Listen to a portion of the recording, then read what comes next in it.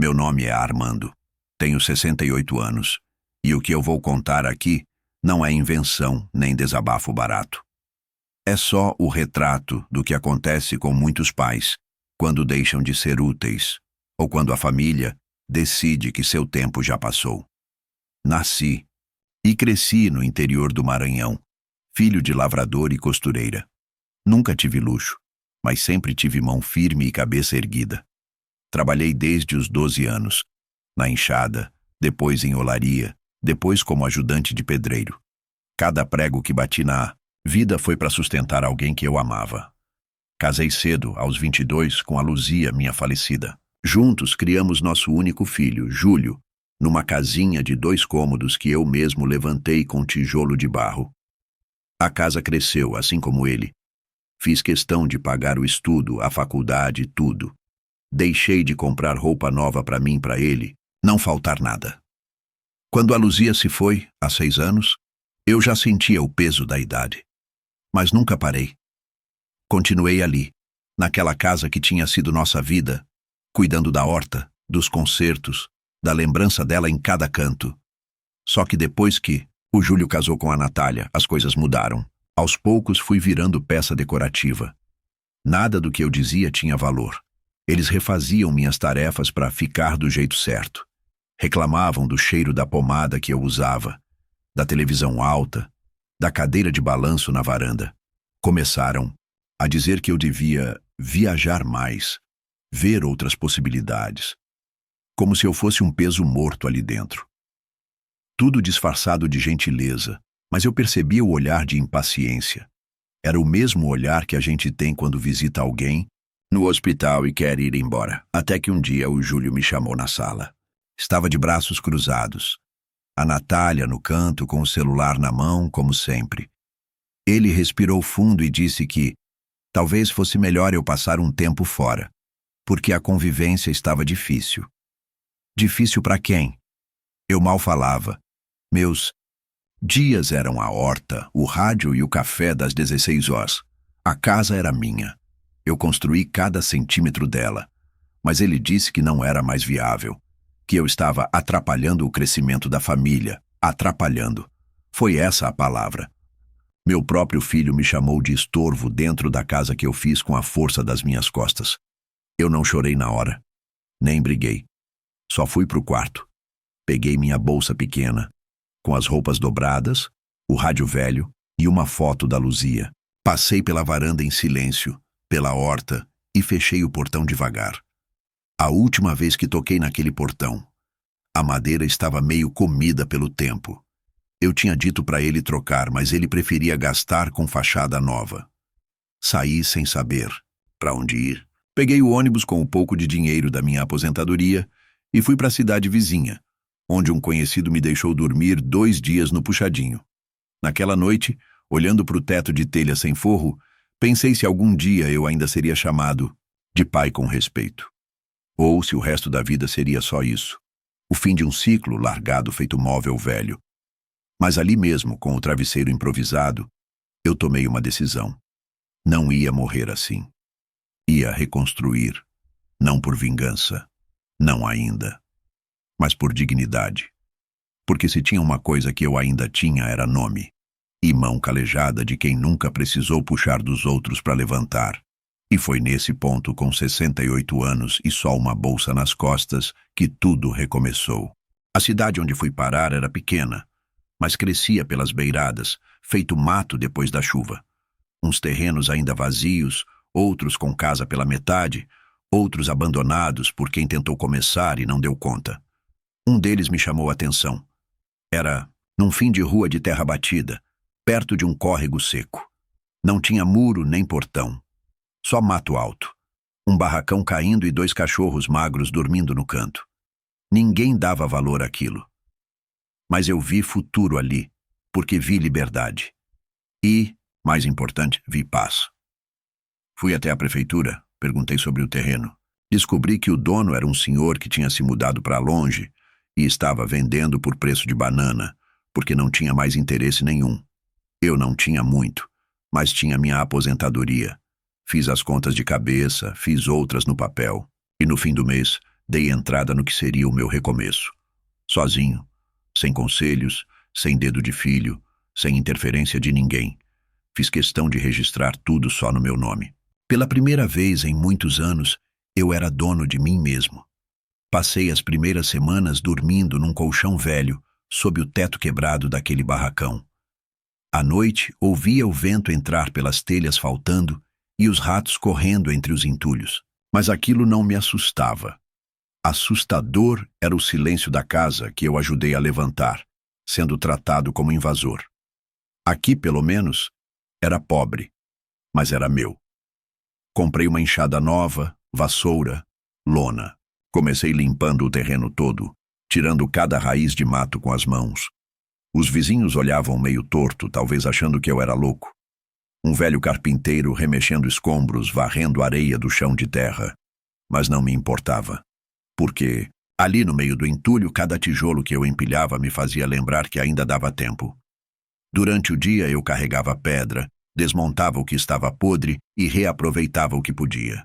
À noite, com uma lamparina ao lado, eu desenhava com lápis e régua os planos do que seria a minha nova casa. Não precisava ser grande, só precisava ser digna. Um quarto, um banheiro decente, uma área coberta para ver o fim da tarde.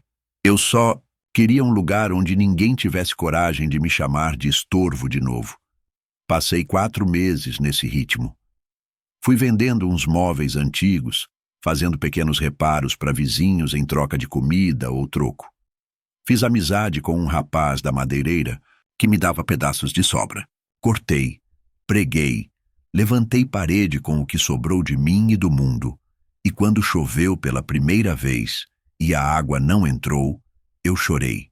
De pé, no meio daquele cômodo com telha nova, piso batido e cheiro de cimento fresco. Chorei porque era a primeira vez em muito tempo que eu me sentia homem de novo. A vida tinha me chutado, mas eu não só levantei, como fiz questão de construir o chão que me sustentaria.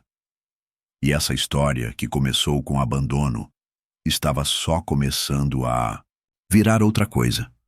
Uma coisa que um dia voltaria a cruzar com quem achou que eu era peso. E eles iam ver que o peso agora era outro, o peso da minha volta. Depois que levantei as paredes do meu terreno com as próprias mãos, veio a segunda parte do meu plano: fazer valer o meu nome. Eu sempre fui bom de conserto, de ferramenta, de resolver o que ninguém mais queria mexer. E a oficina era um sonho. Antigo, um daqueles que a gente engaveta porque a família sempre vem primeiro. Mas agora que eu era só eu, não tinha mais ninguém para priorizar, nem para me impedir. Não tinha dinheiro para placa bonita nem para fachada pintada. Só tinha meu alicate velho, uma chave de roda torta, um martelo gasto e a coragem de quem já não tinha nada a perder. Peguei 2 pneus velhos, cortei uma tábua de madeira, improvisei uma bancada. Botei uma cadeira no canto e pendurei um papel escrito à mão: conserta-se o que a cidade já desistiu. Era assim que começava a minha vingança, com humildade, mas com direção. No começo, os clientes eram raros. Uns vinham por curiosidade, outros por pena. E tudo bem, porque cada bicicleta que eu consertava, cada carrinho de mão que voltava a rodar, era uma peça do quebra-cabeça voltando para o lugar. Enquanto isso, o bairro todo ainda me conhecia como o pai do fulano. Mas eu já não fazia questão de carregar esse nome. Eu queria que o meu fosse lembrado e que ele fosse esquecido. Passaram-se semanas e as pessoas começaram a voltar. Um senhor trouxe uma máquina de cortar grama. Uma moça trouxe um ventilador. Depois vieram pedidos maiores: motor de portão, máquina de solda, até um carro velho empurrado por 3 moleques com esperança. E ali, naquele barracão sem pintura, minha oficina começou a ganhar fôlego. O que ninguém sabia era que eu guardava tudo, cada centavo, cada recibo, cada conversa. E toda vez que eu abria o caderno para anotar um concerto novo, escrevia também uma frase que me guiava: eles vão me pagar, sem que eu precise cobrar. Era isso que eu queria. Não era vingança com grito. Era vingança com tijolo, porca, arruela e persistência. Em menos de 6 meses, meu nome virou referência no bairro. A oficina ficou pequena. Um rapaz que eu tinha ajudado na infância apareceu oferecendo ajuda. Ensinei para ele o que um dia meu pai me ensinou para mim. Agora éramos 2. Depois vieram mais pedidos, mais filas, mais respeito. E, um dia, quando fui comprar parafusos numa loja do centro, ouvi alguém me chamar pelo nome. Seu Valdemar, o senhor é o da oficina que faz milagre, né? Eu sorri. Não porque gostava do título, mas porque percebi que, pela primeira vez, não me chamaram de pai de ninguém. Me chamaram pelo nome que os outros tentaram apagar. Foi ali que percebi. Minha oficina era mais do que um sustento. Era um monumento, silencioso à minha dignidade. Eles tentaram me apagar da história da casa que eu construí. E eu estava escrevendo uma nova, com graxa nas mãos, mas com a alma limpa. A oficina já andava com as próprias pernas quando uma placa pequena e amarela me chamou a atenção. Vende-se. Tratar direto com o dono. Era a casa ao lado da que um dia foi minha. A casa onde cresceu meu filho, onde plantei o coqueiro, do quintal, onde pintei cada parede com suor e cuidado, mesmo depois de um dia inteiro de trabalho pesado. Agora eu olhava para o muro descascado da vizinhança e via uma oportunidade, não só de investimento, mas de justiça. Liguei para o número. Quem atendeu foi um senhor cansado, viúvo, sem filhos, dizendo que queria vender porque não aguentava, mas cuidar de tudo sozinho. Ele pediu um valor justo, e à vista. O dinheiro que eu tinha guardado com disciplina estava ali por um motivo. Fiz o Pix no mesmo dia. E não contei para ninguém. No contrato fiz questão de colocar meu nome completo. Com CPF, endereço, firma reconhecida e carimbo. Não era só burocracia, era vingança registrada em cartório. No dia seguinte mandei limpar tudo, pintar a fachada, trocar a caixa d'água e cortar o mato do quintal. A casa ficou mais bonita do que a deles, mais viva, mais minha. E então anunciei: casa para alugar, preço acessível, sem fiador. Em menos de uma semana, apareceu uma moça separada com 2 filhas pequenas. Ela se emocionou quando leu no anúncio: aceita pet. Disse que todos os outros donos sempre recusavam por causa do cachorro. Eu disse: aqui todo mundo tem direito de recomeçar. Ela me abraçou. E naquele abraço, eu senti a ironia. Fui expulso de uma casa que era minha. E agora, era eu quem dava abrigo. O aluguel era simbólico, mais barato que o mercado. Só o suficiente para manter a dignidade da troca, mas o valor real era outro. Era ver, do portão da oficina, meu filho e a esposa saindo todo dia, cabisbaixos, enquanto a nova inquilina sorria com a filha no colo, agradecendo pelas chaves da casa ao lado. Às vezes, eu chegava cedo e encostava na parede da oficina só para observar. O genro passava, me olhava de rabo de olho, mas não tinha coragem de falar nada. A nora fingia que não me via. E meu filho, meu filho, aquele que um dia disse que eu só atrapalhava, agora era vizinho de quem eles consideravam o fardo. Um dia, ele me viu trocando a lâmpada da varanda. Criou coragem e atravessou a rua. O senhor comprou essa casa? Ele perguntou, tentando manter o tom calmo. Comprei, sim, respondi. É bom ter algo no nome da gente, né? Completei, devolvendo com a mesma frieza que ele usou quando me tirou da outra. Ele não respondeu. Apenas balançou a cabeça e voltou. Mas eu vi no jeito que ele andou, no jeito que chutou uma pedra no chão, que a ficha estava caindo. Ele sabia que eu tinha voltado, não para pedir nada, mas para existir. Bem ali, do lado, onde eles sempre achavam que eu não cabia. Desde então, passei a cuidar da casa da inquilina, como se fosse minha família. Consertei a calha, dei desconto no mês que o cachorro ficou doente e até comprei um presente de aniversário para a menina mais nova. E cada vez que eu era chamado de seu Valdemar, o dono da casa do lado, eu sentia uma pontada de vingança. Doce, sem barulho, sem escândalo, só justiça. Eles continuam ali, presos na casa que não conseguem mais chamar de lar. E eu vivo ao lado, mas estou em outro lugar. Na vida, às vezes o silêncio vale mais do que qualquer discurso. E naquela manhã de sábado, ao virar a esquina da antiga rua onde morei por mais de 30 anos, o som mais alto que se ouviu foi o ronco discreto do meu carro novo, deslizando devagar pelo asfalto. Não buzinei, não acelerei, só encostei na mesma vaga onde o carro do meu genro costumava ficar. Aquele que um dia ele disse que não dava para dividir com um velho aposentado que nem dirigia mais. A marca da oficina já estava registrada. Tinha nome, tinha CNPJ, tinha placa bonita na entrada, pintada por um rapaz que disse que meu sorriso parecia de quem tinha vencido uma guerra. E ele estava certo, porque cada letra estampada ali trazia junto o gosto do cimento, do calor das primeiras marteladas das noites em claro e, principalmente, do desprezo que ouvi naquela sala onde me mandaram sair com as próprias roupas numa sacola de supermercado. O carro não era de luxo, mas era meu. Zero. Quitado. E com o documento no nome de quem sempre duvidaram. Quando estacionei, notei a janela da casa deles entreaberta. Vi a cortina se mover.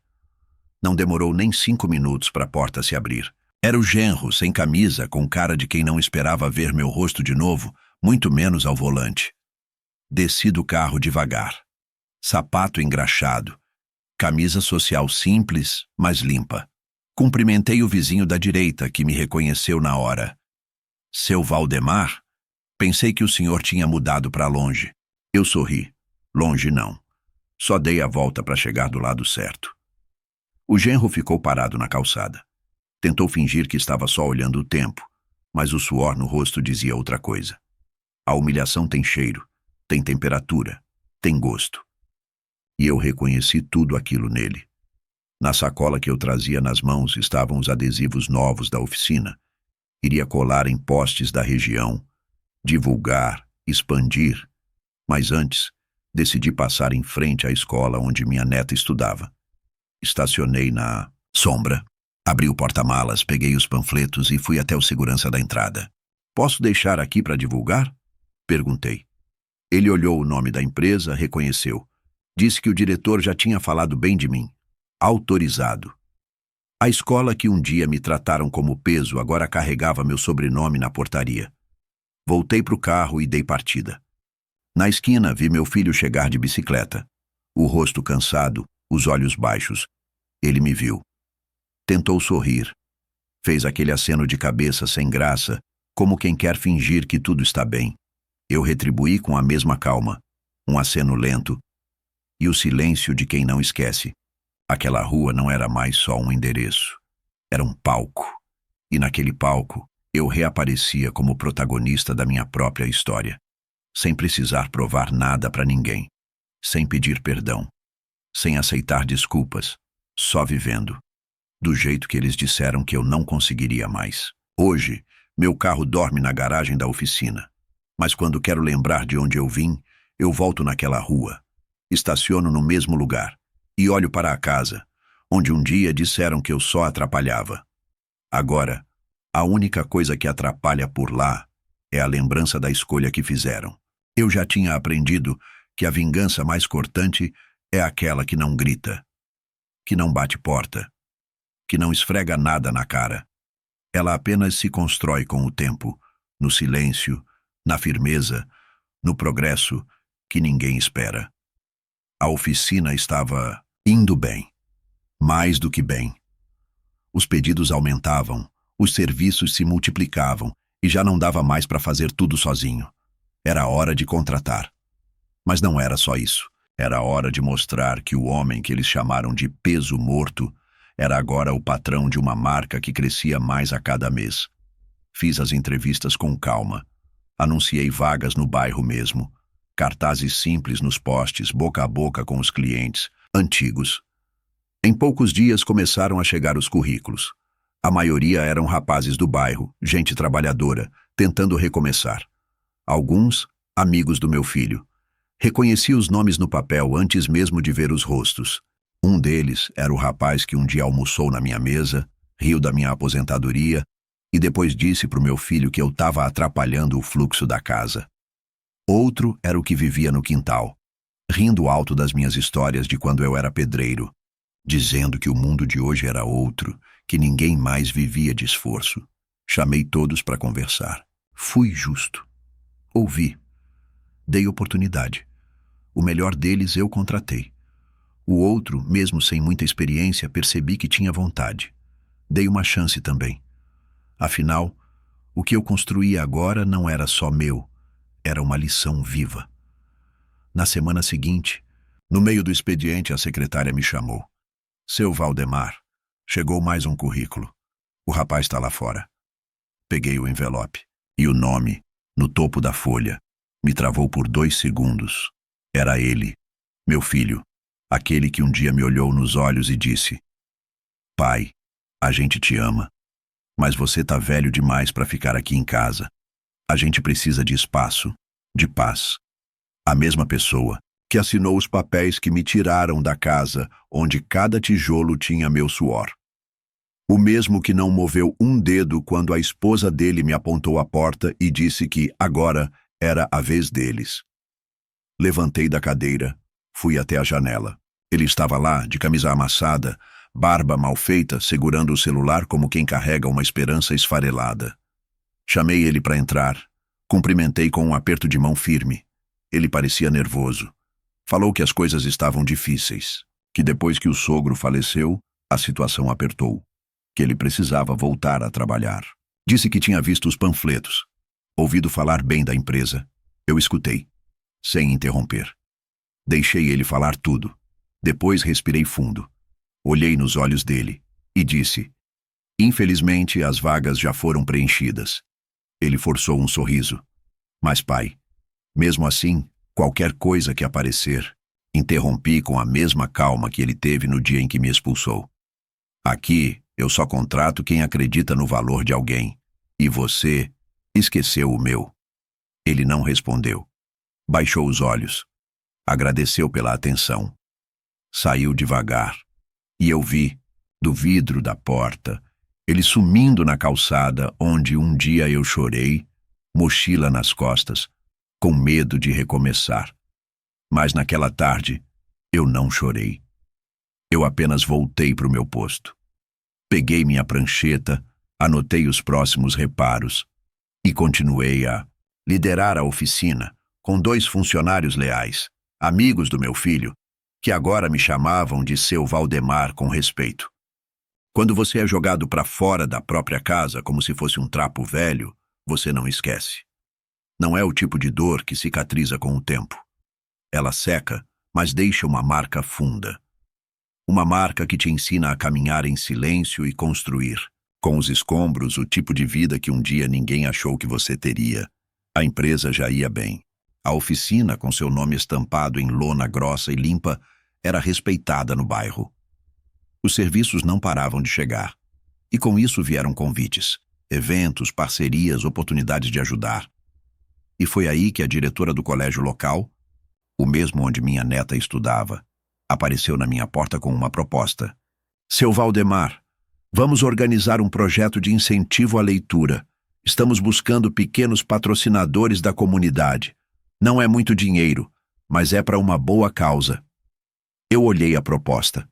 Era simples, mas ali, naquele papel, havia algo que me pegou de surpresa. Uma lista com os nomes dos patrocinadores e os lugares onde seriam exibidos. Um banner grande na entrada da escola. Placas nas salas de leitura. Citação no jornalzinho do colégio. Foi como se o destino tivesse me estendido. Uma folha em branco. Uma chance de reescrever o nome que tentaram apagar. Assinei na hora. Paguei à vista e pedi, com todo respeito, que colocassem meu nome completo. Valdemar Ferreira da Silva. Nada de oficina do Valdemar, nem abreviação. Eu queria que cada sílaba estivesse ali. Que cada criança lesse. Que cada professor visse.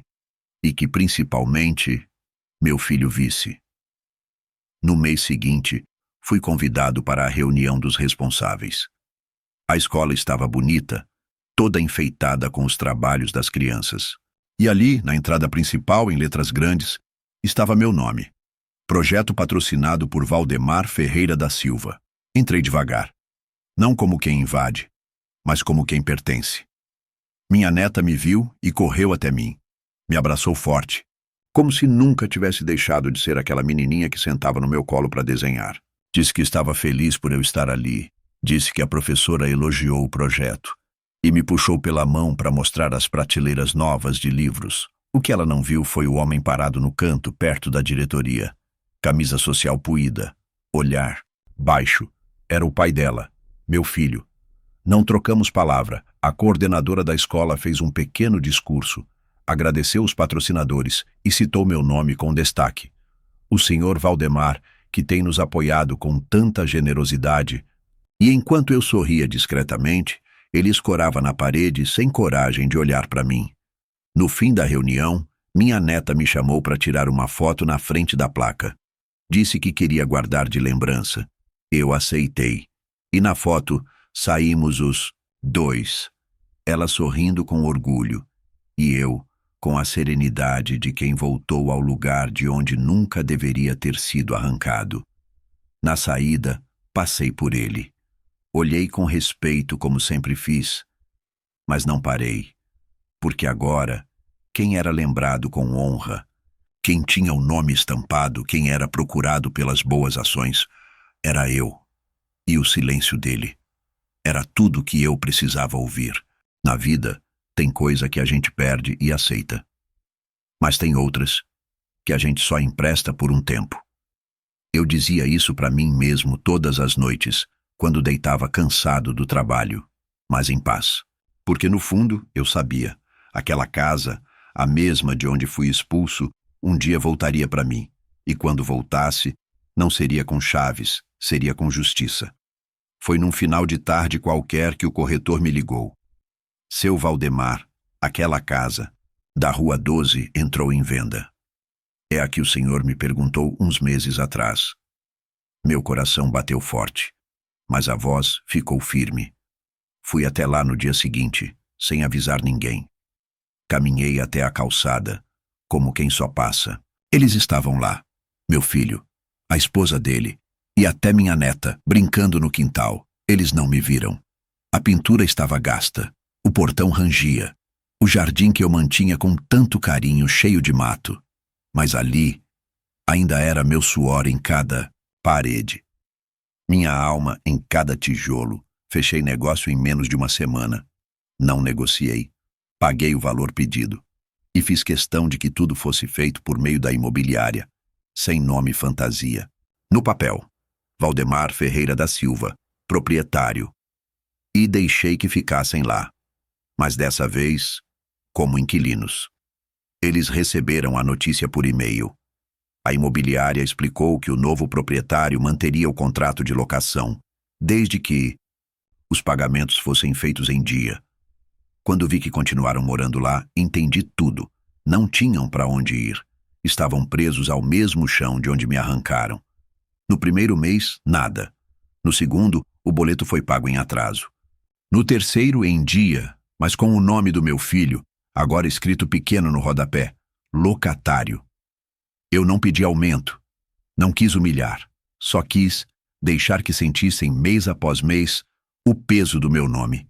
E isso pesava. Soube por conhecidos que a esposa dele não gostou nada de saber quem era o novo dono. Disse que era humilhante. E era. Mas não porque eu quisesse. Era porque ela sabia o que fizeram. E agora, o teto que os cobria, as paredes que os protegiam, pertenciam ao homem que um dia eles mandaram embora com uma sacola nas costas. Um dia, precisei ir até lá com o corretor para assinar uma vistoria. Entrei acompanhado, sem pressa. Eles estavam saindo. O olhar dela foi direto para o chão. O dele tentou sustentar o meu, mas não conseguiu. Balbuciou um boa tarde, que morreu antes de sair da boca. Eu respondi com um simples boa tarde, olhando firme. E só era minha casa, minha história, meu direito. Agora, toda vez que o boleto chegava, era meu nome que vinha nele. Todo mês, o mesmo lembrete. Você pode ter me tirado de casa, mas nunca conseguiu apagar quem eu sou. A ironia da vida é que, às vezes, a justiça vem devagar. Mas quando chega, ela faz questão de ser vista. E eu queria ver, não por maldade, mas porque era justo. Porque depois de ser expulso do lar que construí com as próprias mãos, agora eu era o dono, e merecia saber como cuidavam daquilo que me arrancaram. Foi numa visita de rotina à imobiliária que tive a ideia. O funcionário comentou que a casa já estava há 6 meses com o pagamento em dia, mas que o estado dela tinha melhorado visivelmente. Disse: "Seu Valdemar, parece que estão cuidando melhor agora do que antes." E aquilo bateu fundo, porque era verdade. Foi então que contratei um serviço de câmeras externas. Nada invasivo, tudo dentro da lei. A imobiliária tinha acesso, mas eu também. Posicionei 2. Uma pegava o quintal, outra a entrada da garagem. E todo final de tarde, enquanto tomava meu café com pão e manteiga, eu abria o aplicativo e assistia. Era quase poético. A mesma nora que dizia que eu não fazia falta nenhuma, agora aparava o mato do jardim com tesoura na mão. O mesmo filho que me acusou de atrapalhar, agora pintava os muros que eu havia levantado, sujando a roupa com a mesma tinta que um dia usou para me apagar da vida deles. Vi meu neto brincando com uma bola no quintal, o mesmo quintal onde eu ensinava meu filho a chutar, muitos anos antes, e vi que, mesmo sem saber, aquela criança corria pelas marcas da minha história. Em um sábado, eles fizeram um mutirão para lavar a fachada. Estavam os 2 lá, esfregando, baldes, vassoura e sabão, ela com uma camiseta velha, ele com cara de cansaço, e eu assistindo tudo em silêncio. Na tela do celular, aquilo parecia uma cena comum, mas para mim, era um filme de justiça. Não precisavam saber que eu via. Não precisavam me agradecer. Só precisavam continuar ali, limpando, cuidando, mantendo de pé o lar que um dia me negaram, porque agora todo o esforço deles era para manter viva a minha história. Às vezes pegava o celular de madrugada e via as gravações do dia.